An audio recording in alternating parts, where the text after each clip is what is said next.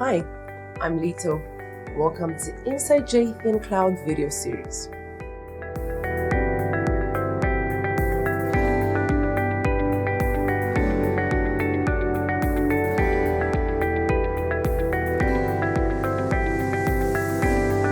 Now, when we made our email archiving software, we wanted to make it useful and fun for everyone in your team, even for those people who are not big fans of technology. So in this video, I'll show you, the non-tech people, how to use Jatheon Cloud to manage your email smarter and more effectively. Let's get started. We'll focus on the top 3 actions you'll need to master: search, tagging, and export. Most times, you'll just want to find an elusive email real quick. Log into Jatheon Cloud and you'll see the search bar at the top of the screen.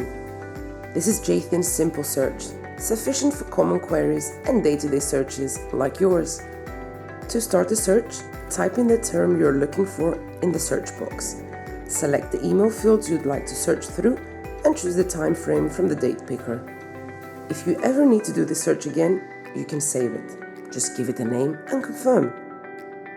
The search is now saved in the Saved Searches section on the left, and you'll be able to easily rerun it from there.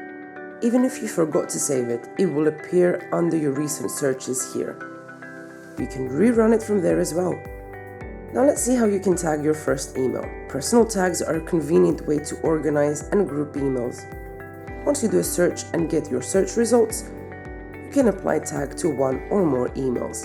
Let's name this tag Important. When you go to the tag section, you'll see the list of all your tags and also all the emails tagged with a particular tag. Now let's go over to export. Once you've done a search, you'll see a couple of email management options at the top here. To export your search results, just select the emails you'd like to export, click Export, choose the desired format, and name your export. Confirm the action, and that's it. You've done your first export. You'll also be able to access your Jatheon Cloud account directly from Outlook using a simple plugin or through the Jatheon Cloud mobile app for easy access on the go. There you have it. Now that you've taken your first steps, you can always follow our blog or visit our support center for more useful articles.